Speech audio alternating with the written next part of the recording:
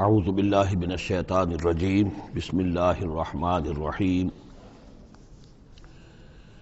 الم تروا ان اللہ سخر لکم ما فی السماوات وما فی الارض واسبغ علیکم نعمہ ظاہرۃ وباطنہ ومن الناس من یجادل فی اللہ بغیر علم ولا ہدی ولا کتاب منیر صدق اللہ العظیم۔ کیا تم نے دیکھا نہیں کہ اللہ تعالیٰ نے تمہارے لیے مسخر کر دیا ہے جو کچھ کے آسمانوں میں ہے اور جو کچھ کے زمین میں ہے؟ یعنی یہ کہ آسمان کے اندر سورج ہے، چاند ہے، یہ سب تمہاری ضرورتیں بہم پہنچانے میں لگے ہوئے ہیں۔ سورج کی تمازت ہے جس سے تمہاری فصلیں پکتی ہیں، اسی سے ہواؤں کا نظام چل رہا ہے، بارشوں کا برسنا، تو یہ سارا معلوم ہوتا ہے کہ تمہارے لیے یہ سب بستر بچھایا ہے اللہ نے اور ساری تمہاری ضرورتیں پوری کی ہیں۔ وَأَسْبَغَ عَلَيْكُمْ نِعَمَهُ، اور اس نے تم پر اپنی ساری نعمتیں مکمل کر دی ہیں، پوری کر دی ہیں۔ ظاہرۃ و باطنۃ، یہ نعمتیں ظاہری بھی ہیں، باطنی بھی ہیں، جو باہر سے نظر آتی ہیں، دکھتی ہیں، جن کو ہم استعمال کرتے ہیں۔ بہت سی نعمتیں وہ جن کا ہمیں احساس ہی نہیں ہے، ہمارے وجود کے اندر کیا کچھ اللہ تعالیٰ نے ودیعت کیا ہوا ہے اس کا ہمیں پوری طرح احساس بھی نہیں۔ وَمِنَ النَّاسِ مَن يُجَادِلُ فِي اللَّهِ بِغَيْرِ عِلْمٍ، یہ آیت آ چکی ہے سورہ حج میں۔ لوگوں میں سے کچھ ایسے بھی ہیں جو جھگڑتے ہیں اللہ کے معاملے میں، یا اللہ کے بارے میں، یا اللہ کی احکام کے بارے میں، اللہ کی آیات کے بارے میں، بغیر اس کے کہ بغیر علم کہ ان کے پاس کوئی علم ہو، ولا ہدن، نہ کوئی رہنمائی اور ہدایت ہے، ولا کتاب منیر، نہ کوئی روشن کتاب ہے۔ وَإِذَا قِيلَ لَهُمُ اتَّبِعُوا مَا أَنزَلَ اللَّهُ قَالُوا بَلْ نَتَّبِعُ مَا وَجَدْنَا عَلَيْهِ آبَاءَنَا، اور جب ان سے کہا جاتا ہے کہ پیروی کرو اس کی جو اللہ نے نازل فرمایا ہے، قرآن اتارا ہے، اس کی پیروی کرو، قالوا، وہ کہتے ہیں، بل نتبع ما وجدنا علیہ آباءنا، بلکہ ہم تو پیروی کریں گے اس کی کہ جس کو پر ہم نے پایا ہے اپنے آباء و اجداد کو۔ اور آج کل خاص طور پر یہ لوک ورثہ اور ہماری پرانی روایات، قومی روایات، اور ہماری جو ہیں ہر علاقے کا ایک کلچر ہے، اس کلچر کو زندہ کیا جائے، کروڑ ہر روپیہ ان چیزوں میں صرف کیا جاتا ہے۔ اولو کان الشیطان یدعوہم الی عذاب السعیر، خواہ شیطان ان کو پکار رہا اور بلا رہا ہو، یہ جو باتیں بنا رہے ہیں در حقیقت یہ شیطان کی دعوت اور اس کی تبلیغ ہے در حقیقت، جس کو انہوں نے قبول کیا ہے۔ یدعوہم الی عذاب السعیر، اور وہ انہیں بلا رہا ہے اس جہنم کے عذاب کی طرف۔ وَمَن يُسْلِمْ وَجْهَهُ إِلَى اللَّهِ وَهُوَ مُحْسِنٌ، اور جس شخص نے اپنا چہرہ اللہ کے سامنے جھکا دیا، تابع فرمان کر دیا اپنے چہرے کو الی اللہ، اللہ کی جانب، وَهُوَ مُحْسِنٌ، اور وہ احسان کی روش اختیار کرے، فَقَدِ اسْتَمْسَكَ بِالْعُرْوَةِ الْوُثْقَىٰ، تو اس نے تو مضبوط تھام لیا ہے، مضبوط کنڈے کو، اس کا ہاتھ پڑ گیا ہے۔ یہ سورہ بقرہ میں بھی یہ الفاظ آئے تھے آیت الکرسی کے فوراً بعد۔ فَمَن يَكْفُرْ بِالطَّاغُوتِ وَيُؤْمِن بِاللَّهِ فَقَدِ اسْتَمْسَكَ بِالْعُرْوَةِ الْوُثْقَىٰ وَإِلَى اللَّهِ عَاقِبَةُ الْأُمُورِ، اور تمام معاملات کا انجام آخر کار اللہ ہی کے ہاتھ میں ہے، اللہ ہی تک اس کو لوٹا دیا جائے گا۔ وَمَن كَفَرَ فَلَا يَحْزُنكَ كُفْرُهُ، اور اے نبی جو کفر کر رہا ہے تو آپ اس کے کفر اور کفر کے لیے جو وہ بھاگ دوڑ کر رہا ہے اس سے آپ پریشان نہ ہو، دلگیر نہ ہو۔ الینا مرجعہم، میری طرف ان سب کو لوٹنا ہے، فننبئہم بما عملوا، ہم انہیں اچھی طرح بتا دیں گے، جتلا دیں گے جو کچھ کہ انہوں نے کیا تھا۔ ان اللہ علیم بذات الصدور، یقیناً اللہ تعالیٰ تو جو کچھ سینوں میں چھپا ہوا ہے اس سے بھی واقف ہے۔ نمتعہم قلیلا، ہم انہیں ذرا تھوڑی دیر کے لیے ساز و سامان دے رہے ہیں، دنیا کے اندر یہ مزے لے لیں، مزے لوٹ لیں۔ ثم نضطرہم الی عذاب غلیظ، پھر ہم انہیں کشاں کشاں لے آئیں گے، کھینچ کر پکڑ کر لے آئیں گے اس عذاب کی طرف جو بہت گاڑھا ہے۔ وَلَئِن سَأَلْتَهُم مَّن خَلَقَ السَّمَاوَاتِ وَالْأَرْضَ لَيَقُولُنَّ اللَّهُ، اور جب اگر آپ ان سے پوچھیں کس نے پیدا کیا آسمان اور زمین تو وہ کہیں گے اللہ نے۔ قُلِ الْحَمْدُلِلَّهِ، کہیے الحمدللہ، ساری حمد بھی پھر اسی کی ہے۔ بل اکثرہم لا یعلمون، لیکن یہ کہ ان کی اکثریت علم نہیں رکھتی۔ للہ ما فی السماوات والارض، آسمان اور زمین میں جو کچھ ہے وہ اللہ کے لیے ہے، اللہ ہی کا ہے، اللہ کی ملکیت ہے، یہ لام تملیک ہے، اللہ کی ملکیت ہے ہر وہ شے جو بھی کچھ ہے آسمانوں میں اور زمین میں۔ ان اللہ هو الغنی الحمید، یقیناً وہ غنی ہے، اسے کوئی احتیاج نہیں، اور حمید ہے، بڑی خوبیوں والا ہے، اپنی ذات میں ستودہ صفات ہے۔ وَلَوْ أَنَّ مَا فِي الْأَرْضِ مِنْ شَجَرَةٍ أَقْلَامٌ، اور اگر جتنے بھی زمین میں درخت ہیں وہ قلم بن جائیں، والبحر، اور سمندر جو ہے وہ سیاہی بن جائے، جیسے میں یہ مضمون سورہ کہف میں بھی آ چکا ہے۔ قل لو كان البحر مدادا لكلمات ربي ولنفد البحر قبل ان تنفد كلمات ربي ولو جئنا بمثله مددا، اگر پورا سمندر جو ہے میرے رب کے کلمات کو لکھنے کے لیے سیاہی بن جائے تو وہ سیاہی سمندر ختم ہو جائے گا، لیکن یہ کہ میرے رب کی کلمات ختم نہیں ہوں گے چاہے اتنا ہی سمندر اور لے آیا جائے۔ وہی مضمون یہاں بھی آ رہا، اور یہ بات نوٹ کی ہے، میں نے کئی مرتبہ آپ کو بتائی ہے کہ اہم مضامین قرآن مجید میں کم سے کم 2 جگہ ضرور ملتے ہیں۔ ولو، اب وہاں پر صرف سیاہی کا تذکرہ تھا، یہاں سیاہی کے ساتھ قلم۔ ولو ان ما فی الارض من شجرۃ اقلام، اگر جتنے بھی درخت زمین میں ہیں وہ سب کے سب قلم بن جائیں۔ والبحر، اور سیاہی جو ہے یہاں پہ اب محذوف سمجھیے مدادن، اور بحر جو ہے سمندر جو ہے وہ سیاہی کی شکل اختیار کر لے۔ یمدہ من بعدہ سبعۃ ابحر، اور اس سیاہی کو پھر مزید پھیلائے اور بڑھائے 7 سمندر اور اس کے اندر جو ہے ڈال دیے جائیں۔ ما نفدت کلمات اللہ، اللہ تعالیٰ کی کلمات ختم نہیں ہوں گے۔ اور یہ میں عرض کر چکا ہوں، اس سے مراد کیا ہے کہ ہر شے جو اس کائنات میں ہے اللہ تعالیٰ کے کلمہ کن کا ظہور ہے، تو گویا کہ یہ تمام مخلوقات جو ہے کلمات اللہ ہے۔ اس اعتبار سے ظاہر بات ہے کہ احصاء کرنا ممکن ہی نہیں، اور آج کچھ نہ کچھ ہمیں اندازہ ہے کہ یہ کائنات کتنی وسیع و عریض ہے۔ ابھی تک بڑی سے بڑی ٹیلیسکوپس ایجاد کرنے کے باوجود trillions and trillions and trillions of light years تک تو ہم نے دیکھ لیا ہے، لیکن کائنات کا سرا ابھی ہمیں نظر نہیں آیا کہ یہ شروع کہاں ہوتی ہے ختم کہاں ہوتی ہے۔ تو اس سے اندازہ کریں اللہ تعالیٰ کی خلاقی کا اور اس کی مخلوقات کتنی ہیں۔ تو وہ جتنے بھی کلمات کن ہیں، اگر ان کو لکھنے کے لیے تمام جو ہے زمین کے درخت وہ قلم بن جائیں اور تمام سمندر جو ہیں وہ سیاہی بن جائے اور 7 سمندر اور بھی اس میں ایڈ کر دیے جائیں، تب بھی یہ کہ اللہ کے کلمات ختم نہیں ہوں گے۔ ان اللہ عزیز الحکیم، یقیناً اللہ تعالیٰ زبردست ہے، حکمت والا۔ اب ادھر تو اس میں تو اللہ تعالیٰ کی تخلیق کی وسعت اور عظمت کا تذکرہ ہو گیا، اب اس کا جو اس کے انتظام کا معاملہ، اس کی تدبیر جو ہے اس میں کس قدر یسر ہے، کتنی آسانی ہے، کتنی سہولت ہے اس کے لیے۔ یعنی اس کائنات کو جیسے کہ سورہ بقرہ میں آیت الکرسی میں بھی آیا تھا وَلَا يَئُودُهُ حِفْظُهُمَا، یہ آسمانوں اور زمین کی حفاظت اس پر کوئی بھاری نہیں ہے، مشکل نہیں ہے، اس کو جو ہے اس کے تھامنے میں، اس کے چلانے میں کوئی اس کے لیے یہ کام بوجھل نہیں ہے، وزنی نہیں ہے۔ وَلَا يَئُودُهُ حِفْظُهُمَا وَهُوَ الْعَلِيُّ الْعَظِيمُ، تو اسی کو یہاں فرمایا ما خلقکم ولا بعثکم الا کنفس واحدہ، تم سب کو پیدا کرنا اور تم سب کو دوبارہ پیدا کر لینا اللہ تعالیٰ کے لیے ایسے ہی جیسے ایک نفس کا پیدا کر دینا، اللہ کے لیے یہ اتنا یسیر ہے۔ ان اللہ سمیع بصیر، یقیناً اللہ تعالیٰ سمیع ہے اور بصیر ہے۔ تو گویا کہ ایک ہے اللہ کی تخلیق کی وسعت و عظمت، وہ تو کلمات الہی، اور ایک ہے اللہ تعالیٰ پر یہ کتنا ہلکا ہے، اہون علیہ، یہ اس کے لیے بہت آسان ہے، یسر اور سہولت اللہ تعالیٰ اس کے انتظام کو اور اس کو جو لے کر چل رہا ہے اس پر بھاری نہیں۔ الم تر ان اللہ یولج اللیل فی النہار، کیا تم دیکھتے نہیں کہ اللہ تعالیٰ رات کو پرو لاتا ہے دن میں، ویولج النہار فی اللیل، اور دن کو پرو لاتا ہے رات میں۔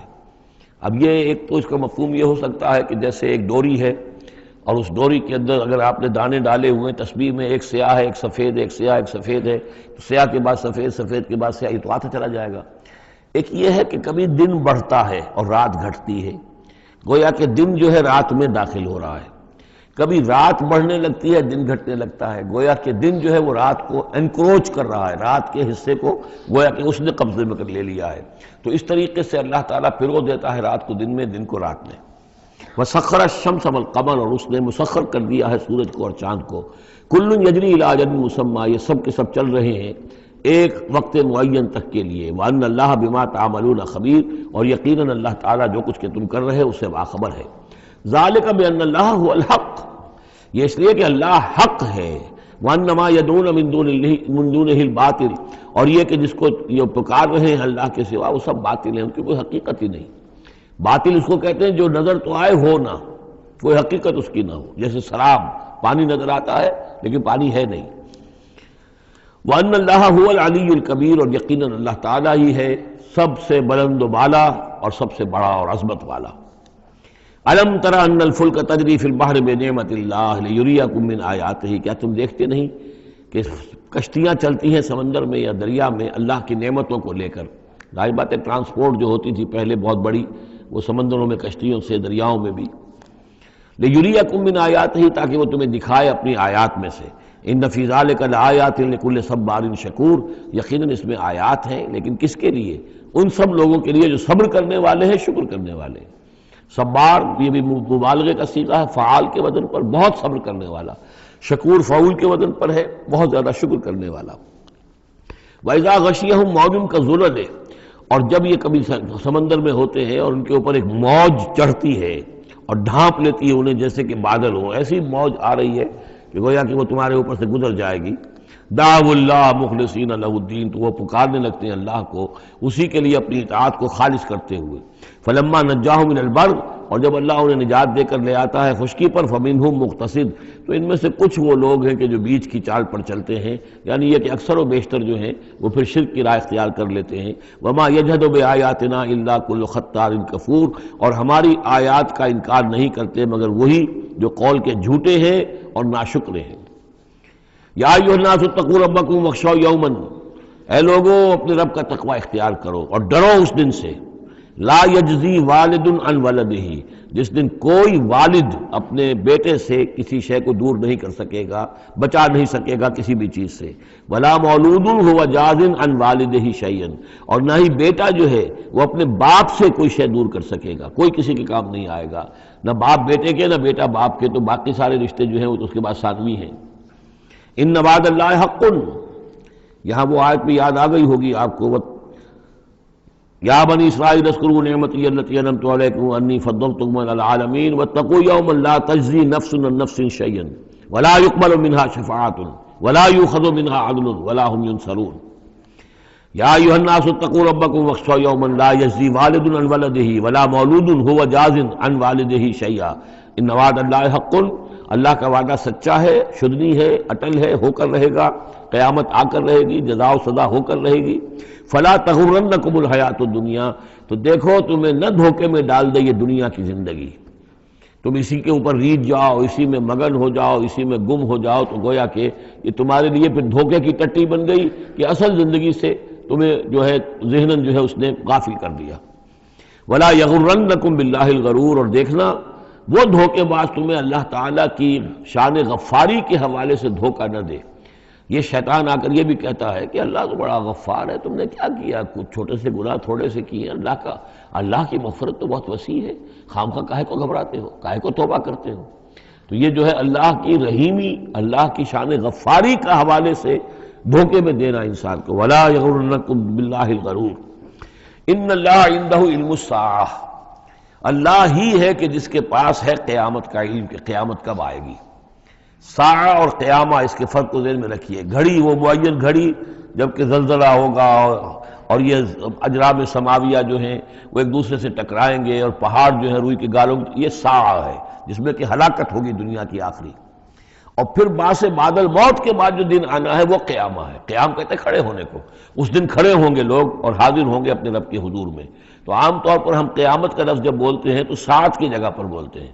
قرآن کی جو پرٹیکولر اپنی ٹرمینالوجی ہے اس میں یہ ساعہ ہے، وہ گھڑی کہ جس میں ہلچل ہوگی اور یہ جو بھی کچھ ہونا ہے جس کا کہ نقشہ کھینچا گیا، القاریہ والقاریہ وما ادراک ما القاریہ، یہ ہے الساعہ۔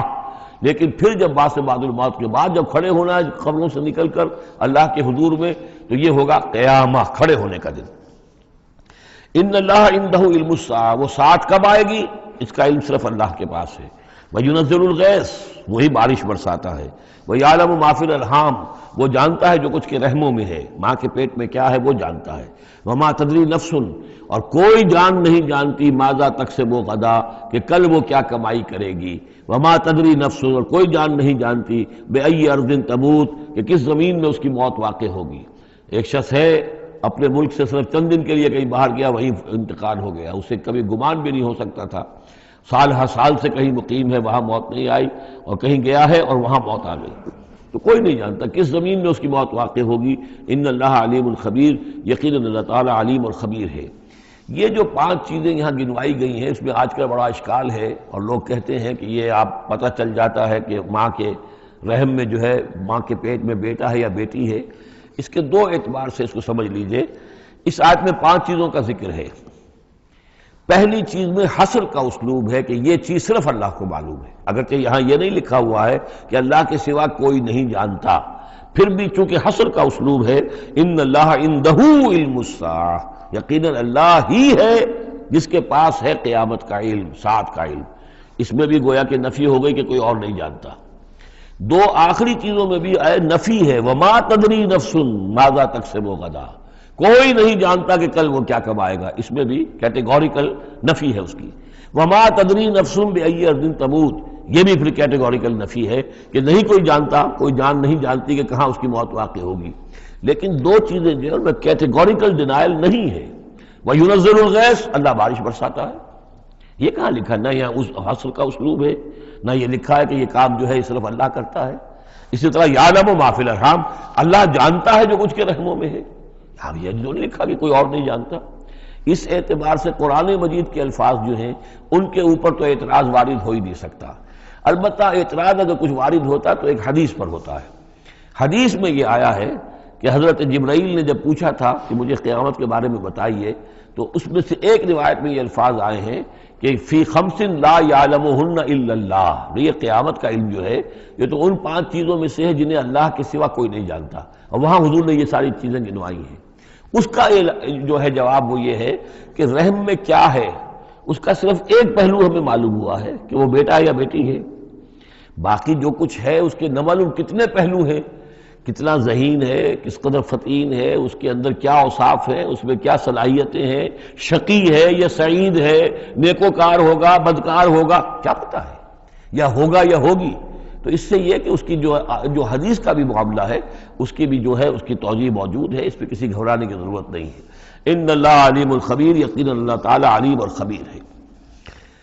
سورۃ السجدہ، اب یہ سورہ مبارکہ آئی ہے، یہ 3 رکوعوں پر مشتمل ہے، اور اس میں بڑا ردم بہت تیز ہے، اور یہ ذہن میں رکھیے گا کہ یہ حضور کی بہت محبوب صورتوں میں سے ایک صورت ہے، اس لیے کہ آپ کا یہ رواج، آپ کا یہ معمول تھا کہ آپ جمعے کے روز صبح فجر کی پہلی رکعت میں اس سورہ سجدہ کی تلاوت فرمایا کرتے تھے۔ تو جن صورتوں کے ساتھ حضور کو خاص طور پر کوئی تعلق خاطر تھا اضافی طور پر، تو اس کا ہمیں اسی سے اندازہ ہوتا ہے کہ نمازوں میں آپ جو زیادہ پڑھتے تھے، تو فجر کی نماز جمعے کے دن اس میں بالعموم آپ کا یہ معمول تھا کہ یہ سورہ سجدہ جو ہے پوری 3 رکوع پوری جو ہے وہ پہلی رکعت میں پڑھتے تھے، اور دوسری رکعت کے اندر سورۃ الدہر، یا پھر یہ کہ کبھی کبھی ایسا ہوتا تھا کہ پہلی سورت میں سورہ جمعہ اور دوسری میں سورہ منافقون، وہ 2 رکوعوں کی صورتیں ہیں، لیکن یہ جو ہے یہ صورت خاصی طویل ہے۔ الف لام میم تنزیل الکتاب لا ریب فیہ من رب العالمین، اس کتاب کا اتارا جانا ہے کہ جس میں کوئی شک نہیں، کوئی فریب نہیں، رب العالمین کی طرف سے ہے۔ ام یقولون افتراہ، کیا یہ کہتے ہیں کہ یہ محمد نے خود گھڑ لی ہے صلی اللہ علیہ وسلم، خود لکھ لی ہے؟ بل هو الحق من ربک، نہیں، یہ الحق ہے تیرے رب کی طرف سے، لتنذر قوما ما اتاہم من نذیر، تاکہ خبردار کر دیں آپ اے نبی اس قوم کو کہ جس کے پاس کوئی نبی پہلے نہیں آیا، کوئی خبردار کرنے والا نہیں آیا۔ حضرت اسماعیل سے لے کر اور حضرت محمد تک بڑے طویل عرصے تک کوئی نبی اس نسل میں نہیں آیا، اس قوم میں نہیں آیا۔ لعلہم یہتدون، آپ خبردار کریں انہیں شاید تاکہ وہ ہدایت پائیں، شاید کہ وہ ہدایت پائیں، تاکہ وہ ہدایت پائیں۔ اللہ الذی خلق السماوات والارض وما بینہما فی 6 ایام، اللہ وہ ہے کہ جس نے پیدا کیا آسمانوں کو اور زمین کو اور جو کچھ ان دونوں کے مابین ہے 6 دنوں میں۔ ثم استوى علی العرش، پھر وہ متمکن ہو گیا تخت حکومت پر، تخت پر۔ ما لکم من دونہ من ولی، نہیں ہے تمہارے لیے اس کے مقابلے میں من ولی ولا شفیع، یہاں دون کا لفظ جو ہے مقابلے میں، اس کے خلاف، یعنی جب کہ وہ پکڑے تمہیں سزا دینا چاہے تو اس کے اس فیصلے کے کوئی آڑے نہیں آ سکتا، نہ کوئی ولی اور نہ کوئی شفیع۔ افلا تتذکرون، تو کیا تم تذکر نہیں کرتے، سمجھتے نہیں ہو، عقل سے کام نہیں لیتے۔ یدبر الامر من السماء الى الارض، وہ تدبیر کرتا ہے امر کی آسمان سے زمین کی طرف۔ ظاہر بات ہے کہ اللہ تعالیٰ کے جو فیصلے ہوتے ہیں، اور اس میں ایک تو ہے 1000 سال کا ایک نقشہ ہے جو اللہ بناتا ہے، پلاننگ ہے، جو اللہ کا ایک دن ہے، لیکن یہ کہ ہمارے حساب سے جو 1 سال ہے اس کے لیے بھی جو لیلۃ القدر آتی ہے وہ در حقیقت وہ اس سال کا بجٹ سیشن ہے کہ اس 1000 سال میں سے اس سال کے اندر کیا کیا ہونا ہے۔ تو اس طریقے سے اللہ تعالیٰ کا جو عالمی حکومت کا نظام ہے اس میں اس طریقے کی پلاننگ ہے. یدبر الامر من السماء الی الارض، وہ تدبیر کرتا ہے اپنے امر کی آسمان سے زمین کی طرف. فرشتے اترتے ہیں احکام کو لے کر کہ اب یہ کام یہاں پر ہونے ہیں، یہ امپلیمنٹیشن ہونی ہے. ثم یعرج الیہ، پھر وہ چڑھتا ہے اس کی جانب. جب یہ کام ہو گئے تو رپورٹیں جو ہیں وہ اللہ تعالیٰ کی جناب میں پھر پیش ہونے کے لیے جا رہی ہیں. فی یومن، اور یہ سارا معاملہ ہے ایک دن میں. مقدارہ الف سنۃ مما تعدون، جس کی مقدار ہے تمہارے حساب سے جو تم گنتی کرتے ہو تو 1000 برس. اب یہ سورہ حج میں بھی یہ آیت آ چکی ہے، ان یومن عند ربک کالف سنۃ مما تعدون. تیرے رب کا ایک دن جو ہے وہ تمہارے حساب کے 1000 سال کے برابر ہے. اور یہاں پر بھی یہ آ گیا کہ یہ تدبیر امر کے سلسلے میں اس کائنات میں جو بھی اللہ تعالیٰ کا فیصلہ ہوتا ہے تو وہ ہر 1000 سال کے لیے اس کا ایک نقشہ بن جاتا ہے. ذالک عالم الغیب والشہادۃ، وہ ہستی ہے جاننے والی ہر چھپی چیز کی اور ہر سامنے کی چیز کی. العزیز، جو زبردست ہے، الرحیم، رحم فرمانے والی ہے. الذی احسن کل شیء، جس نے کہ جو شے بنائی، کل شیء خلقہ، جو شے بھی اس نے بنائی بہت خوبصورت بنائی، بہت عمدہ بنائی. اس کی خلقت میں کوئی نقص تم نہیں دکھا سکتے، کہیں کوئی کوتاہی نہیں دکھا سکتے. وبدأ خلق الانسان من طین، اور انسان کی تخلیق کا آغاز کیا گارے سے. یہ تخلیق کا آغاز تو گارے سے ہوا، یا تو یہ کہ وہ آدم کی تخلیق جو ہے وہ جو جن مراحل سے ہو کر گزری ہے اس کو ہم کئی دفعہ دیکھ چکے ہیں، یا جیسے کہ میں نے سورہ مومنون کے شروع میں عرض کیا کہ خود ہر انسان کی بھی جو تخلیق ہو رہی ہے اس کا بھی اصل تو جو ہے کہ باپ کے جسم میں جو نطفہ بن رہا ہے تو وہ بھی تو ظاہر بات ہے کہ زمینی جو غذا ہے اور وہ مٹی ہی کی کشید جو ہے وہی چیزیں ہیں کہ جس کے ذریعے سے وہ اس کا نطفہ بنتا ہے. لیکن اس کے بعد ثم جعل نسلہ من سلالۃ من ماء مہین، پھر یہ جو نسل چلی ہے آدم کی علیہ الصلوۃ والسلام، اب یہ چلی ہے اس بے قدر پانی کی کہ نچڑا ہوا پانی جو ہے سلالۃ من ماء مہین، اس سے اب یہ نسل آگے چل رہی ہے. پہلا مرحلہ آدم کا مٹی سے آدم تک، اب آدم سے آگے جو تناسل کا معاملہ چل رہا ہے نوع انسانی کا، ریپروڈکشن جس نظام سے ہو رہی ہے اس کا یہ نسل جو ہے اس میں یہ ذریعہ بن رہا ہے. ثم سواہ ونفخ فیہ من روحہ، اب یہاں سما جو آ رہا ہے گویا کہ نسل انسانی میں سے جو بھی کوئی ایک بچہ جو ہے اس کو اللہ تعالیٰ اس کی نوک پلک سنوار دیتا ہے، ونفخ فیہ من روحہ، اور اس میں پھر پھونکتا ہے اپنی روح میں سے. یہ میں عرض کر چکا ہوں کہ یہ حدیث نبوی سے جو بڑی پختہ حدیث ہے حضرت عبداللہ ابن مسعود رضی اللہ تعالیٰ عنہ سے، اس میں یہ ہے کہ 40 دن نطفے کی شکل ہے، 40 دن مضغہ ہے، بلکہ درمیان میں علقہ ہے، اور پھر 120 دن کے بعد اللہ تعالیٰ فرشتے کو بھیجتا ہے جو اس میں روح پھونکتا ہے. وَنَفَخَ فِيهِ مِن رُوحِهِ وَجَعَلَ لَكُمُ السَّمْعَ وَالْأَبْصَارَ وَالْأَفْئِدَةَ، اور اس نے تمہارے لیے بنا دیے ہیں کان بھی اور آنکھیں بھی، اور تمہیں عقل بھی دی ہے یا دل بھی، جو بھی چاہے کہہ لیں، اس لیے کہ دل کی بھی ایک عقل ہے اور ایک عقل حیوانی ہے. قَلِيلًا مَا تَشْكُرُونَ، بہت ہی کم ہے جو شکر تم کرتے ہو. وَقَالُوا أَإِذَا ضَلَلْنَا فِي الْأَرْضِ أَإِنَّا لَفِي خَلْقٍ جَدِيدٍ، اور یہ کہتے ہیں کہ جب ہم زمین میں گم ہو جائیں گے، رل مل جائیں گے، مٹی ہو کر مٹی میں مل جائیں گے، تحلیل ہو جائیں گے. اور آج کا کوئی نوجوان کہے گا جبکہ اس کے تو ایٹم جو ہے وہ بھی منتشر ہو گئے، اس کے الیکٹرانز بھی پتہ نہیں کہاں سے کہاں گئے، اب اسی کے جسم سے کھاد بن گئی ہے، وہ اس کا جسم کھاد بن گیا ہے، اور وہ کھاد جو ہے وہ پلانٹس کے اندر آ گئی ہے، اور وہ پلانٹس جو ہیں وہ بکری نے کھا لیے ہیں، اور بکری سے کہیں سے کہاں پہنچ گئے، کیسے جمع ہوں گے اس کے اجزاء. وَقَالُوا إِذَا ضَلَلْنَا فِي الْأَرْضِ، جب ہم زمین کے اندر گم ہو جائیں گے، کھوئے جائیں گے، أَإِنَّا لَفِي خَلْقٍ جَدِيدٍ، کیا پھر ہمیں ایک نئی تخلیق جو ہے عطا ہو جائے گی. بل ہم بلقاء ربہم کافرون، حقیقت میں یہ اپنے رب کی ملاقات کا انکار کر رہے ہیں، کیونکہ انہیں معلوم ہے کہ ان کے کرتوت کیا ہیں. ظاہر بات ہے جس کے دل کے اندر اللہ کے لیے خلوص اور محبت ہے اور دل راب دل رہیس، تو اسے یہ بھی یقین ہوگا میرا پروردگار بھی مجھ پر شفقت فرمائے گا، رحم فرمائے گا. آپ اگر مخلص ہیں اللہ کے ساتھ تو اللہ تعالیٰ کی طرف سے بھی رحمت کی امید ہوگی، تو پھر تو انسان ملنا چاہے گا.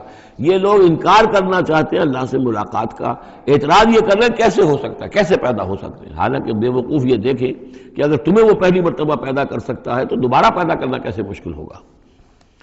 تو تمہیں پہلے بھی پیدا کیا، زمین ہی سے اجزاء آئے ہیں، سارے ایٹمز وہیں سے آئے ہیں، وہیں سے ہو کر تمہارے وجود جو ہے وہ بنا ہے. قُلْ يَتَوَفَّاكُم مَلَكُ الْمَوْتِ الَّذِي وُكِّلَ بِكُم، کہہ دیجئے کہ تمہیں قبض کر لے گا وہ فرشتہ جو موت کا فرشتہ ہے، جو تم پر مقرر کر دیا گیا ہے. ثُمَّ إِلَىٰ رَبِّكُمْ تُرْجَعُونَ، پھر تم اپنے رب کی طرف لوٹا دیے جاؤ گے. وَلَوْ تَرَىٰ إِذِ الْمُجْرِمُونَ نَاكِسُو رُءُوسِهِمْ، اور کاش کہ تم دیکھ سکو وہ منظر جبکہ یہ مجرم کھڑے ہوں گے سر ڈالے ہوئے اپنے پروردگار کے سامنے، ربنا ابصرنا وسمعنا، وہ کہیں گے پروردگار اب ہم نے دیکھ لیا، حقیقت ہم پر منکشف ہو گئی، اب ہم نے سن لیا، ہر بات جو ہے ہم نے پا لی، فرجینا، تو ایک دفعہ ہمیں دنیا میں لوٹا دے، نعمل صالحا، اب ہم نیک عمل کریں گے، انا موقنون، اب ہمیں یقین آ گیا، ایمان کیا، ایمان سے بھی آگے کی بات، اب تو پورا یقین ہمیں حاصل ہو گیا، وَلَوْ شِئْنَا لَآتَيْنَا كُلَّ نَفْسٍ هُدَاهَا، اگر اسی طرح ہم نے ہدایت دینی ہوتی پردے اٹھا کر تو دنیا ہی میں ہم سب کو جو ہے ہدایت دے دیتے۔ اب فائدہ جو ہے اب ایمان لانے کا کوئی فائدہ نہیں ہے، اب تو جزا کا وقت ہے، یہ اب وہ امتحان کا وقت ختم ہو چکا۔ وَلَوْ شِئْنَا لَآتَيْنَا كُلَّ نَفْسٍ هُدَاهَا وَلَكِنْ حَقَّ الْقَوْلُ مِنِّي، لیکن میری طرف سے تو یہ میرا فیصلہ جو ہے یہ ثابت ہو چکا ہے، پختہ ہے، صادر ہو چکا ہے، لَأَمْلَأَنَّ جَهَنَّمَ مِنَ الْجِنَّةِ وَالنَّاسِ أَجْمَعِينَ، کہ میں جہنم بھی تو میں نے بنائی ہے نا، آخر اس کے لیے بھی مجھے ایندھن چاہیے، تو اب تو یہ کہ تم لوگ اس کا ایندھن بنو گے، اب تو میں جنات اور انسان جو بھی تھے، جو باغی تھے ہمارے، اب ان کو اس جہنم کے اندر جھونک کر رہیں گے، فَذُوقُوا بِمَا نَسِيتُمْ لِقَاءَ يَوْمِكُمْ هَذَا، اب چکھو ذرا مزہ اس چیز کا جو تم نے آج کے دن کی ملاقات کا انکار کیا یا اسے نظر انداز کیے رکھا، انا نسیناکم، ہم نے بھی اب تمہیں نظر انداز کر دیا، اب ہم سے بات نہ کرو، لا تکلمون، اب ہم مجھ سے بات نہ کرو، وذوقوا عذاب الخلد بما کنتم تعملون، اور جو کچھ تم کرتے رہے اس کی پاداش میں اب ہمیشگی والا عذاب چکھو۔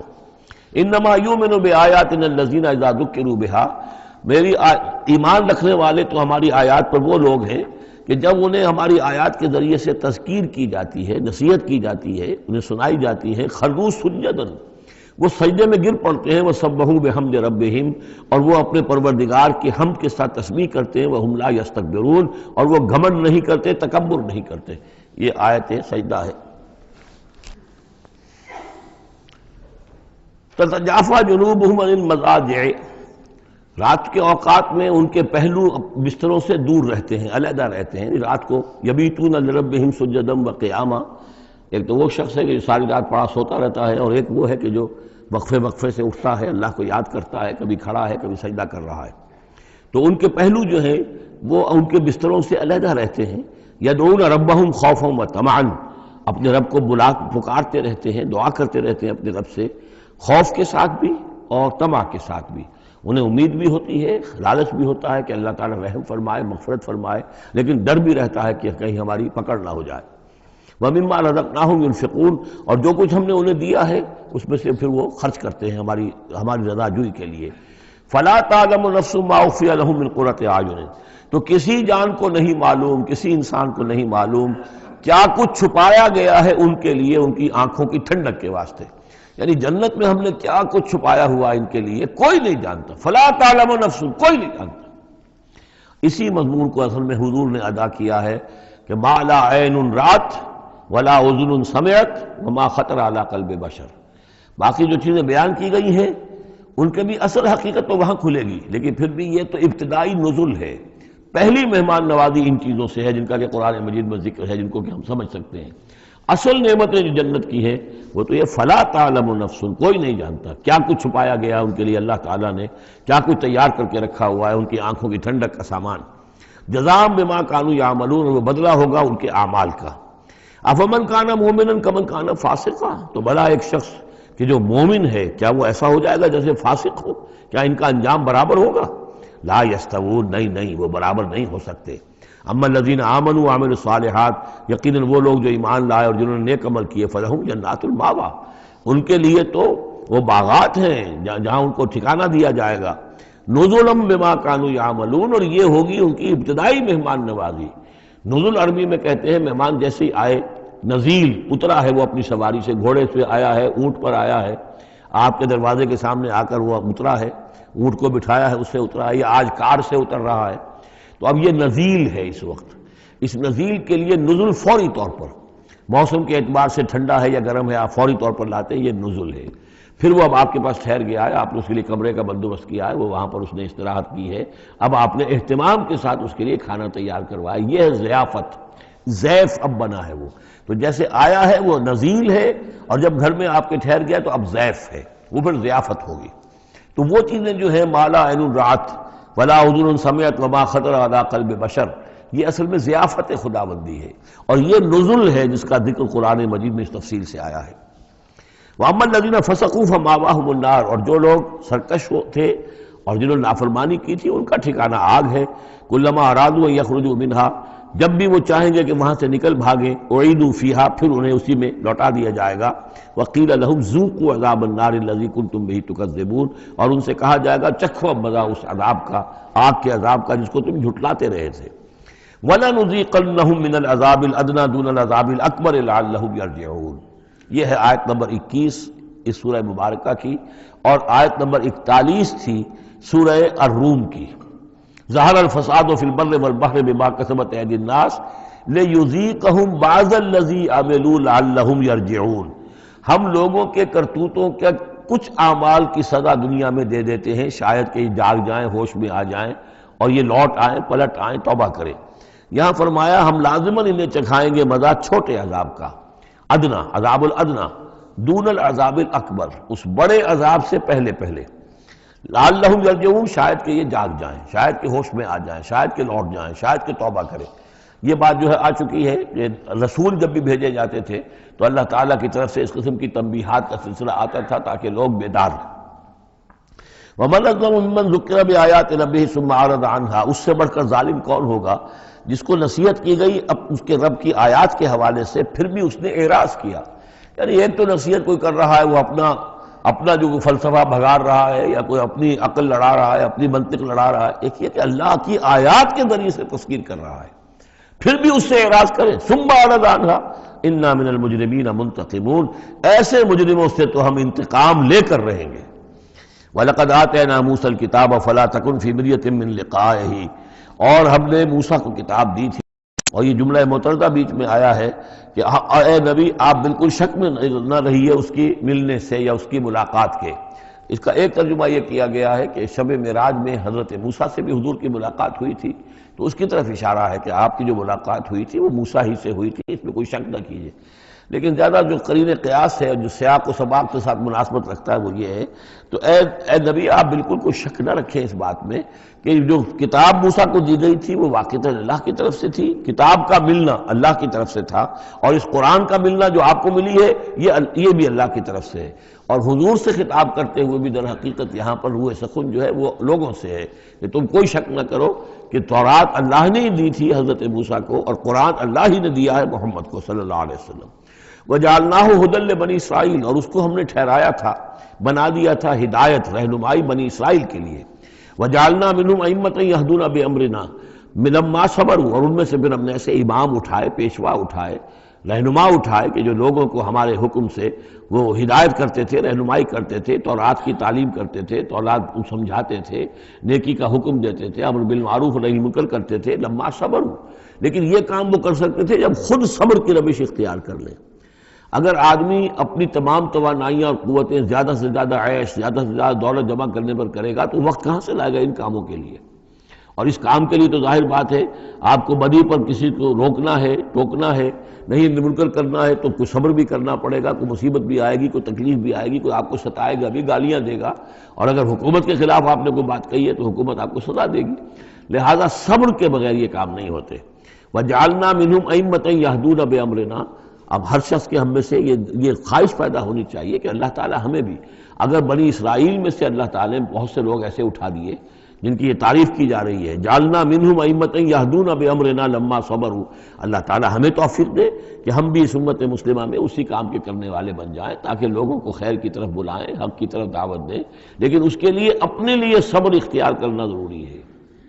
کم سے کم اپنا جو ہے اسٹینڈرڈ آف لیونگ رکھیں، تاکہ یہ کہ ہم اپنا وقت سپیئر کر سکیں، جس کو تبلیغی بھائی کہتے ہیں تفریغ الاوقات، اوقات فارغ نہیں کریں گے اپنے، سارا وقت تو لگا ہوا ہے آپ پیسہ کمانے میں، اس لیے کہ اس کے ایک خاص قسم کا معیار زندگی بنا لیا ہے، اور اس کو مینٹین کرنے کے لیے اب جتنا کچھ آپ کو چاہیے، اب دن رات ایک کریں گے تو آپ اپنے اس معیار زندگی کو مینٹین کر سکتے ہیں۔ گویا کہ اب ہم اس معیار زندگی کو پوج رہے ہیں، ہمارے پاس اب وقت ہی نہیں ہے، صلاحیت کہاں لگائیں، کس وقت میں لگائیں، کیا کام کریں۔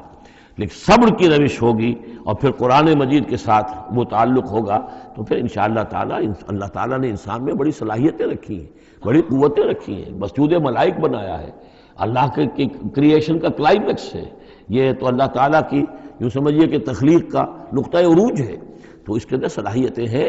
آدمی ارادہ کر لے، ہمت کرے، فیصلہ کر لے، تو پھر یہ کہ اللہ تعالیٰ جو ہے اس کے لیے راستے کھول دیتا ہے. وَجَعَلْنَا مِنْهُمْ أَئِمَّةً يَهْدُونَ بِأَمْرِنَا لَمَّا صَبَرُوا وَكَانُوا بِآيَاتِنَا يُوقِنُونَ. ایک تو یہ کہ صبر کریں اور ہماری آیات کے اوپر پورا یقین ہو. إِنَّ رَبَّكَ هُوَ يَفْصِلُ بَيْنَهُمْ يَوْمَ الْقِيَامَةِ فِيمَا كَانُوا فِيهِ يَخْتَلِفُونَ. یقیناً آپ کا رب فیصلہ کرے گا ان کے مابین قیامت کے دن ان تمام چیزوں میں جن میں یہ اختلاف کر رہے تھے. اولم یہد لہم کما اہلکنا من قبلہم من القرون یمشون فی مساکنہم. کیا ان کے لیے یہ بات کافی نہیں ہوئی ان کی رہنمائی کے لیے، ان کو سبق دکھانے کے لیے کہ ان سے پہلے ہم نے کتنی ہی بستیوں کو اور کتنی ہی نسلوں کو جو ہے ہلاک کیا ہے، کہ وہ جو پھرتے تھے اپنی انہی مساکن میں، اپنے شہروں میں، اور ایک مفہوم یہ کہ جن میں اب یہ پھر رہے ہیں، یہ جاتے ہیں اور سمود کی بستیوں کے پاس سے گزرتے ہیں. اور آج ہی بتایا گیا ہے کہ اخبار میں وہ خبر آئی ہے کہ کوئی برطانوی سیاست جو ہے وہ محققین، انہوں نے وہ ڈیڈ سی میں اس کے ساحل کے ساتھ ہی اور پانی کے نیچے وہ آثار موجود ہیں اس شہر کے کہ جس کی طرف حضرت لوط علیہ السلام کو بھیجا گیا تھا. تو خبر میں یہ ہے کہ قرآن اور تورات کی جو بات ہے اس کی تصدیق ہو گئی ہے، لیکن وہ بستی جو ہے میرا بھی پہلے بھی میرا گمان یہی تھا کہ وہ جو ہے اصل میں سمندر کے اندر آ چکی ہے، اور شاید اسی لیے ڈیڈ سی اس کا نام ہو کہ پورے شہر جو ہیں بڑے ہوئے وہ اس کے اندر دھنس گئے ہیں، اور گویا کہ سب کے سب اسی کے اندر جو ہے ان کی قبر بن گئی ہے، وہ پانی کی قبر کے اندر وہ دفن ہوئے ہیں. بہرحال یہ تمام چیزیں جو ہیں تم پھرتے ہو، آتے ہو، جاتے ہو، انہی لوگوں کے مساکن کے اندر تم پھر رہے ہو. ان فی ذلک لآیات فلا یسمعون. اس میں یقیناً نشانیاں ہیں، تو کیا تم عقل سے کام نہیں لیتے، سنتے نہیں ہو؟ اولم یروا انا نسوق الماء الى الارض الجرز. کیا انہوں نے دیکھا نہیں کہ ہم پانی کو ہانک کر لے جاتے ہیں ایک ایسی زمین کی طرف جو چٹیل پڑی ہے، بے آب و گیا ہے. فنخرج به زرعا تاکل منه انعامهم وانفسهم. پھر ہم اس کے ذریعے سے اس پانی میں کھیتی اگا دیتے ہیں کہ جس میں سے کھاتے ہیں ان کے مویشی بھی اور خود یہ بھی. افلا یبصرون. تو کیا یہ دیکھتے نہیں ہیں؟ وَيَقُولُونَ مَتَىٰ هَٰذَا الْفَتْحُ إِن كُنتُمْ صَادِقِينَ. اور وہ یہ کہتے ہیں کب ہوگا یہ فیصلہ، اگر تم سچے ہو تو بتاؤ اے مسلمانوں، یہ قیامت یا عذاب یہ کب آئے گا؟ قُلْ يَوْمُ الْفَتْحِ لَا يَنْفَعُ الَّذِينَ كَفَرُوا إِيمَانُهُمْ. کہہ دیجئے وہ جو فیصلے کا دن ہوگا پھر اس دن کافروں کا ایمان لانا ان کے لیے ہرگز مفید نہیں ہوگا. ایمان لانا غیب میں اب، جبکہ وہ حقائق جو ہیں وہ غیب کے پردے میں چھپے ہوئے ہیں، تب وہ مفید ہے. لیکن جب فیصلہ ہو جائے گا اور جب تمام حقائق جو ہیں وہ نگاہوں کے سامنے آ جائیں گے، یوم الفتح لا ينفع الذین کفروا ایمانہم ولا هم ينظرون. اور پھر انہیں کوئی مہلت نہیں ملے گی کہ اب وہ کوئی توبہ کر لیں یا کوئی اپنی اصلاح کر لیں. فاعرض عنہم. تو اے نبی آپ ان سے اعراض فرمائیے، ان سے درگزر کیجئے، ان کی باتوں پر زیادہ نہ جائیے. منتظر انہم منتظرون. آپ بھی انتظار کیجئے اور یہ بھی انتظار کر رہے ہیں. اب اس کے بعد آ گئی ہے سورہ احزاب.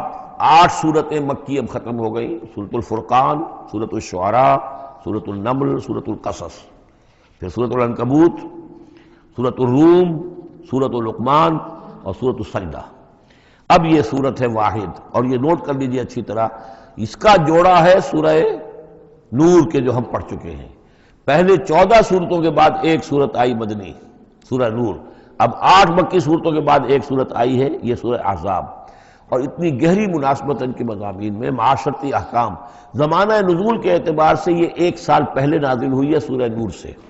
یہ سن 5 زمانہ نزول ہے، وہ سن 6 زمانہ نزول ہے. چنانچہ جو معاشرتی احکام آئے ہیں ان میں بھی آپ کو یہ ترتیب ملے گی کہ پردے کے ابتدائی احکام اس صورت میں آئے ہیں. اور پردے کے ابتدائی احکام سے مراد کیا ہے؟ گھر سے باہر نکلتے ہوئے عورت کو کیا کرنا ہے، مسلمان عورت کو کیا کرنا ہے. گھر سے باہر کا پردہ کیا ہے، لیکن گھر کے اندر جو پردہ ہے، سطر ہے اس کا ذکر جو ہے وہ یہ سورہ نور کے اندر تھا جو ہم پڑھ چکے ہیں. اس کے محرم کون کون ہیں، گھر میں کون آ سکتا ہے. باقی سب جو ہے نامحرم. وہ گھروں میں ہمارا جو نظام بنا تھا کہ بیٹھک باہر ہوتی تھی، جو بھی مہمان آیا ہے، کوئی آیا باہر ٹھہرے گا، اندر نہیں جائے گا. باہر کا ایک مردانہ حصہ ہے مکان کا، پھر وہ ایک ڈیوڑی ہوتی تھی، ڈیوڑی میں سے اندر پھر زنانہ ہے. خواتین آئیں گی تو اندر جائیں گی، باقی مرد جو ہے وہ باہر ٹھہریں گے، اندر نہیں جائیں گے. ہمارے ہاں کی وہ مکس جو ہے وہ معاشرت نہیں تھی، مخلوط معاشرت نہیں تھی. تو اس میں یہ ہے کہ جو نامحرم ہے وہ وہاں رہیں گے، باہر بیٹھک میں بیٹھیں گے، اور جو محرم ہے وہ اندر جا سکتا ہے.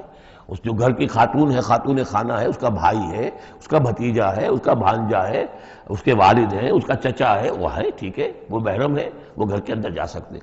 یہ سارے احکام اس میں دیے گئے.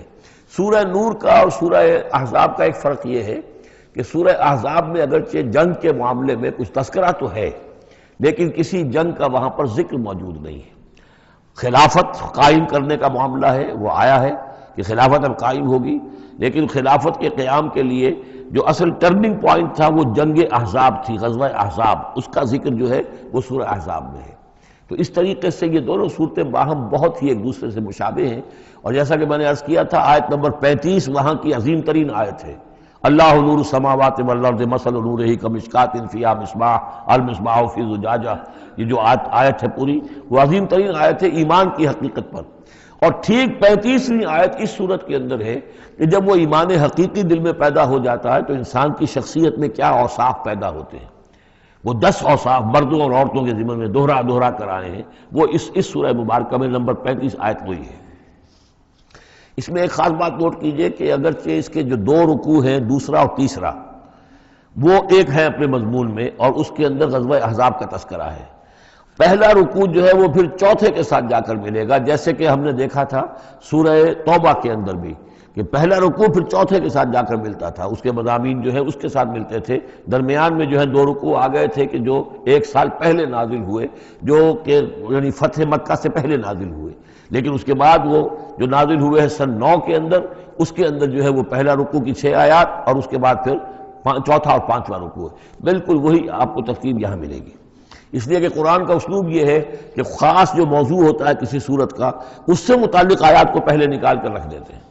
جیسے سورہ انفال میں بھی ہم نے دیکھا یسألونک عن الانفال قل الانفال للہ والرسول، اگرچہ وہاں پھر بات کو چھوڑ دیا گیا، پھر جا کر وہ صورت کے وسط میں مضمون آ رہا ہے۔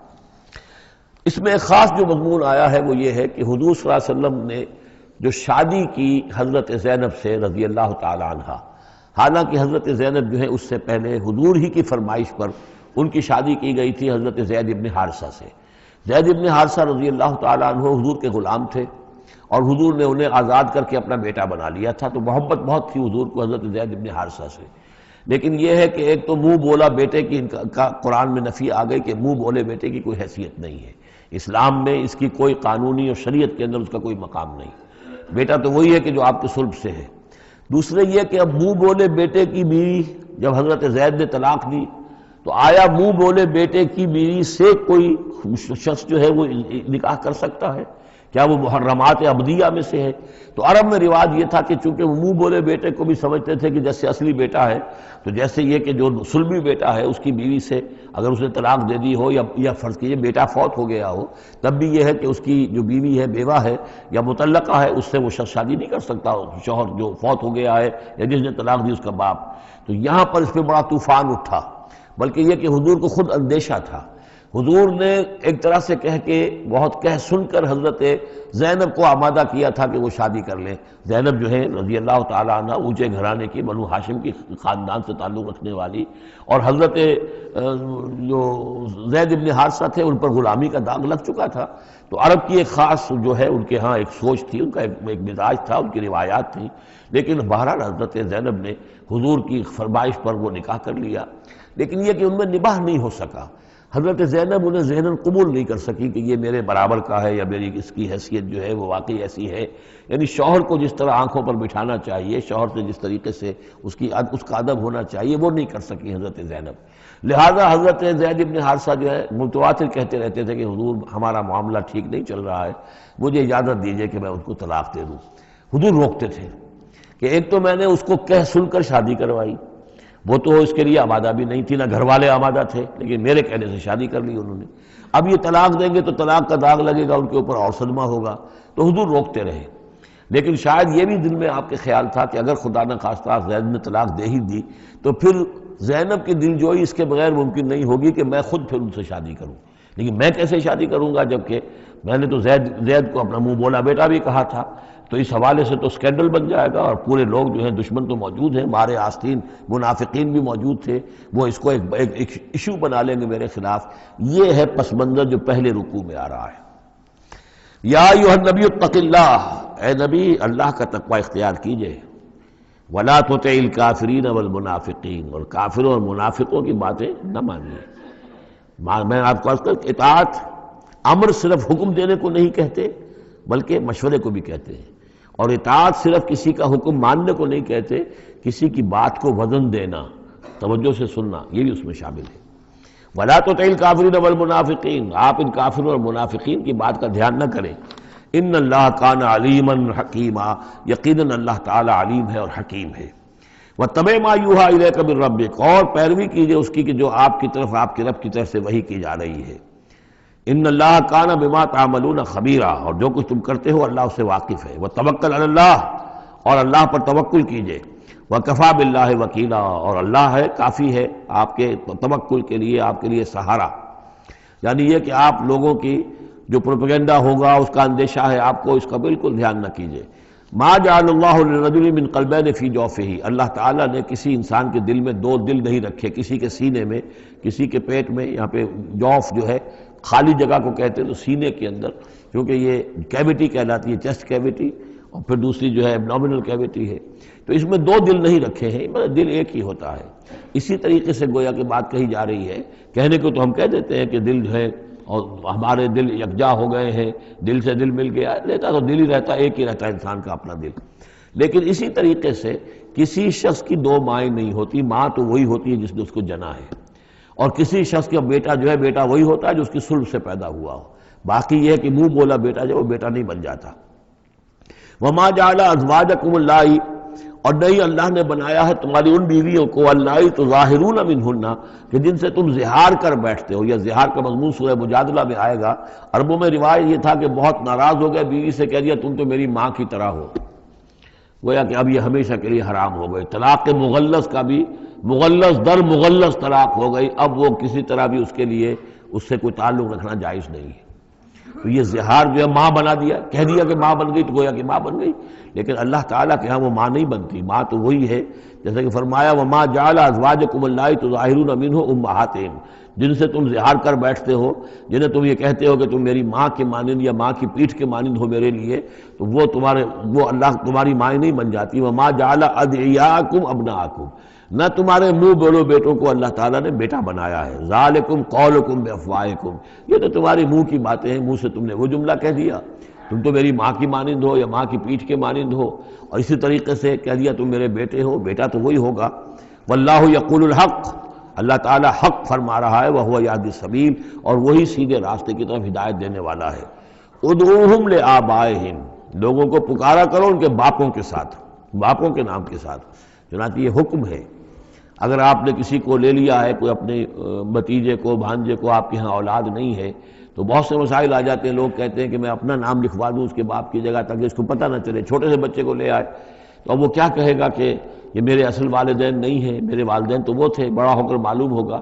تو ایک یعنی سمجھیے کہ سائیکولوجیکل شوق جو پہنچتا ہے، اس سے بچانے کے لیے بعض لوگ سوچتے ہیں کہ ہم اپنا ہی نام درج کروا دیں وہاں پر اور اس کا نام ولدیت اسی کی، لیکن نہیں، یہ حرام مطلق ہے۔ قرآن مجید کا یہ صاف حکم ہے، قول یہ ادعوہم لآبائہم، ان کو پکارو ان کے نام، ان کے باپوں کے نام کے حوالے سے۔ اسی لیے پہلے حضرت زید کو لوگ کہتے تھے زید ابن محمد، اس لیے کہ حضور نے انہیں اپنا بنایا ہوا تھا متبنہ اور منہ بولا بیٹا۔ یہ آیتیں جب نازل ہوئی تو پھر اب وہ رہ گئے زید ابن حارثہ، دوبارہ وہ زید ابن محمد اب نہیں رہے۔ ادعوہم لآبائہم هو اقسط عند اللہ، یہی زیادہ مبنی بر انصاف ہے اللہ کے نزدیک۔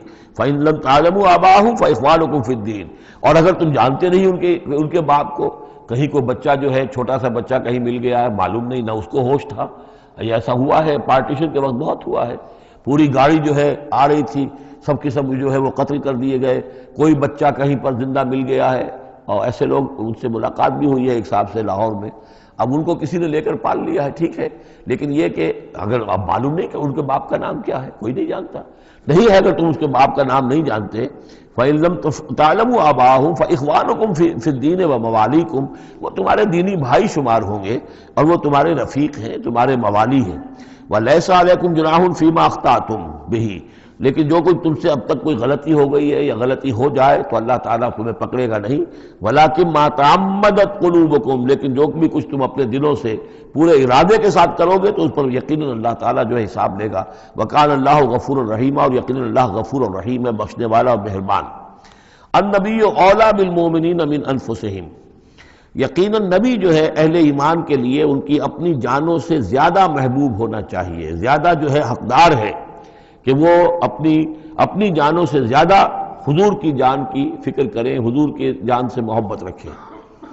وَأَزْوَاجُهُ أُمَّهَاتُهُمْ، اس میں یہ ہے کہ یہاں پر یوں سمجھیے کہ گویا کہ محذوف یہ ہے کہ وَهُوَ أَبٌّ لَهُمْ، یعنی حضور جو ہے، رسول جو ہے وہ ان کے لیے بمنزلہ باپ ہے۔ اس کے لیے ایک حدیث بھی موجود ہے کہ میرا مقام تم سب کے والد کی حیثیت سے، جیسے کہ فرمایا گیا ازواجہ امہاتہم، ابھی آ رہا ہے کہ اس کی جو بیویاں ہیں نبی کی وہ تمام مسلمانوں کی مائیں ہیں۔ اسی لیے ہم ام المومنین حضرت عائشہ، ام المومنین حضرت خدیجہ الکبریٰ، ام المومنین حضرت صفیہ، تو یہ تمام جو ہے صفیہ ہیں، تو یہ سب کی سب جو ہے ام المومنین ہیں۔ تو النبی اولیٰ بالمومنین من انفسہم وہو اب لہم، ان کے لیے باپ کے درجے میں ہے۔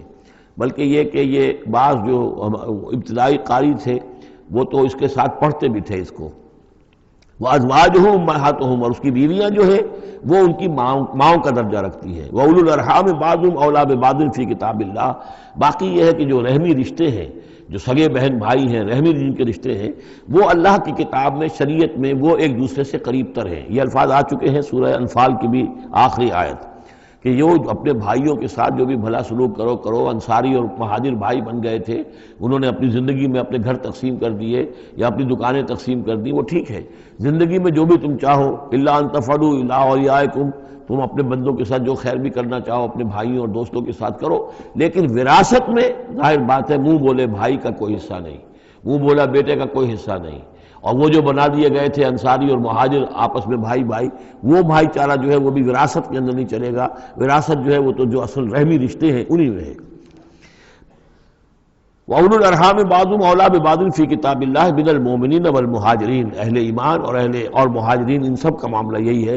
إِلَّا أَن تَفْعَلُوا إِلَىٰ أَوْلِيَائِكُمْ مَعْرُوفًا، ہاں تم اپنے دوستوں کے ساتھ کوئی نیک سلوک کرو، بھلائی کرو، ان کو کچھ اپنے زندگی کے اندر تم اگر کچھ ہبہ کرنا چاہتے ہو ہبہ کر سکتے ہو، یہ سارے کام ہو سکتے ہیں، لیکن قانون اور شریعت اور وراثت اس میں ان کا کوئی حصہ نہیں۔ کان ذالک فی الکتاب مستورا، یہ تمام چیزیں جو ہے کتاب میں پہلے سے لکھی ہوئی ہیں۔ اس لیے بھی کہ یہ چیزیں جو آ چکی ہیں، اول تو یہ کہ تورات میں بھی ہوں گی، لیکن سورہ نساء میں بھی یہ باتیں آ چکی ہیں، اسی طریقے سے سورہ انفال میں بھی آ چکی ہیں۔ وَإِذْ أَخَذْنَا مِنَ النَّبِيِّينَ مِيثَاقَهُمْ، اور ذرا یاد کرو جب کہ ہم نے لیا تھا انبیاء سے ایک میثاق۔ یہ آل عمران میں ہم پڑھ چکے ہیں، 81 اور 82 نمبر 81 82 آیات ہیں یہ، اس میں ہم نے میثاق لیا تھا، میثاق النبیین، وَمِنْکَ وَمِن نوح، آپ سے بھی لیا تھا اور نوح سے بھی لیا تھا، وَإِبْرَاهِيمَ وَمُوسَىٰ وَعِيسَىٰ ابْنَ مریم، اور ابراہیم سے اور موسیٰ سے اور عیسیٰ ابن مریم سے، وَأَخَذْنَا مِنْهُمْ مِيثَاقًا غَلِيظًا، اور ان سب سے ہم نے بڑا گاڑا قول و قرار لیا تھا، میثاق لیا تھا۔ یہ ذکر ہو چکا ہے سورہ آل عمران میں۔ اور یہاں بھی نوٹ کیجئے، اگر ہم یہ نہ مانیں کہ یہ ارواح کا معاملہ ایک علیحدہ وجود ہے اور یہ پہلے پیدا کر دیے گئے تھے، تو میثاق کب لیا گیا؟ ان سب کو کیسے جمع کیا گیا؟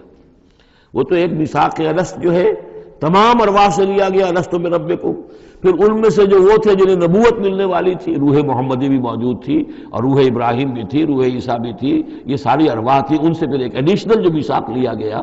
وہ ظاہر بات ہے کہ جب تک کہ آپ روحانی وجود کا علیحدہ سے ہونا اس کو تسلیم نہیں کرتے، تو قرآن مجید کے یہ سارے مضامین جو ہیں پھر کہیں گے استعارہ ہے، تو استعارہ رہ جائے گا، پھر کوئی حقیقت ثابت نہیں رہے گی۔ لِيَسْأَلَ الصَّادِقِينَ عَنْ صِدْقِهِمْ، تاکہ اللہ تعالیٰ پوچھ لے سچوں سے ان کے سچ کے بارے میں، اور گویا کہ آگے محذوف ہے وَالْكَاذِبِينَ مِنْ كِذْبِهِمْ، اور جو جھوٹے ہیں ان سے ان کے جھوٹ کے بارے میں سوال کر لے، تاکہ اللہ تعالیٰ پوری طرح پوچھ گچھ کر لے سچوں سے ان کے سچ کے بارے میں۔ وَعَدَّ لِلْكَافِرِينَ عَذَابًا أَلِيمًا، اور یقیناً اس نے کافروں کے لیے ایک بہت دردناک عذاب تیار کیا ہوا ہے۔ یہ پہلا رکوع یہاں پر ختم ہو گیا، یہ 8 آیات کا ہے۔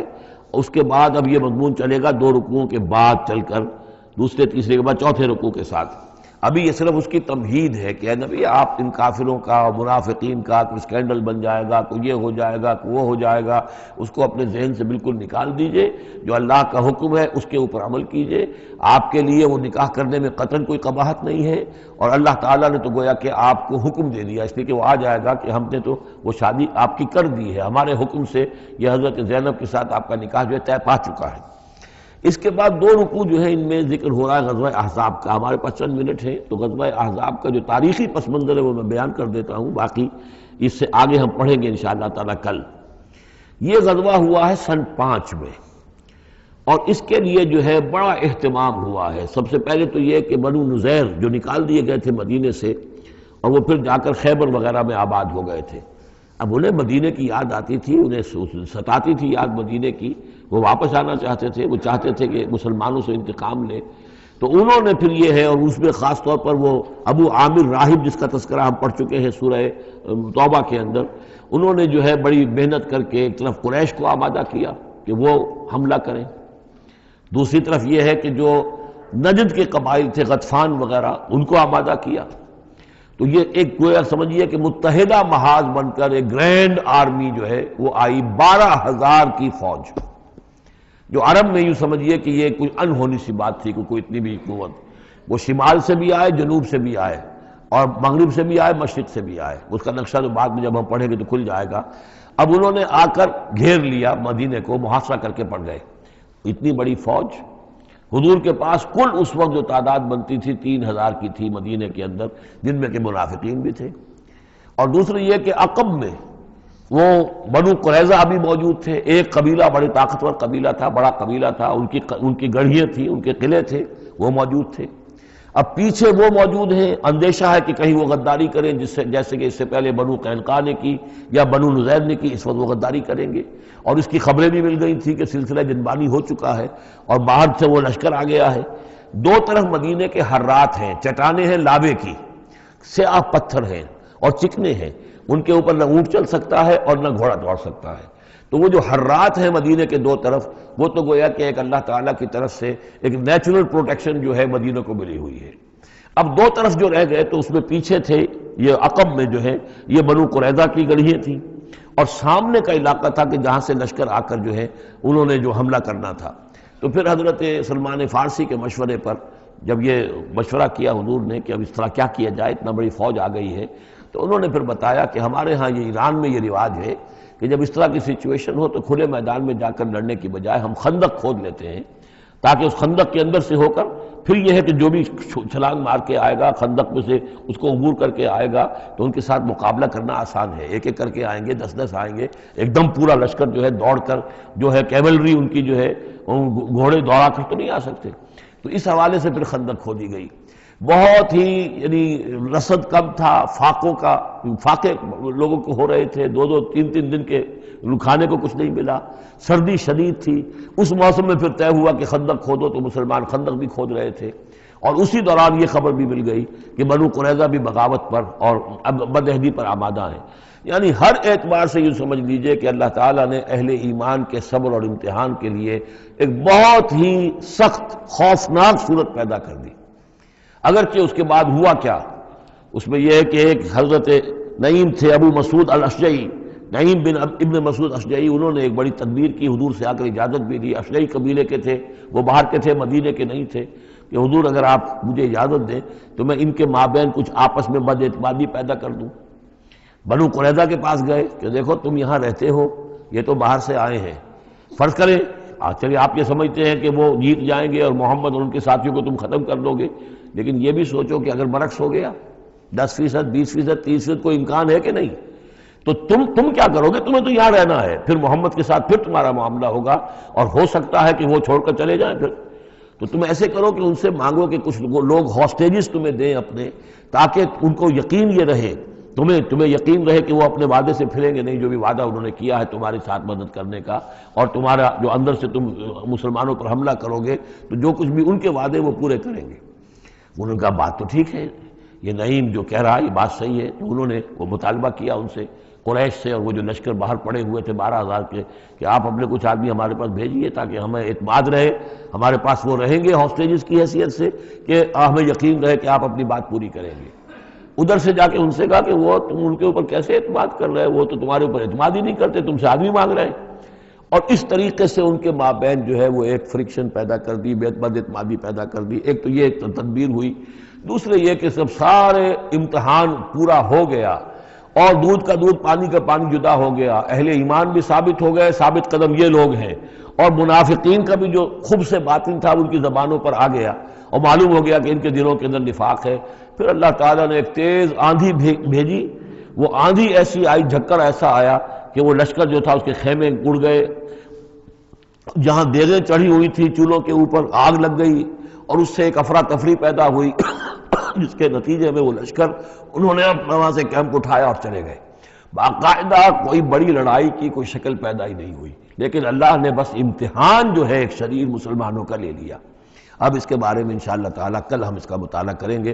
بارک اللہ لی و لکم فی القرآن العظیم ونفعنی وإیاکم بالآیات والذکر الحکیم.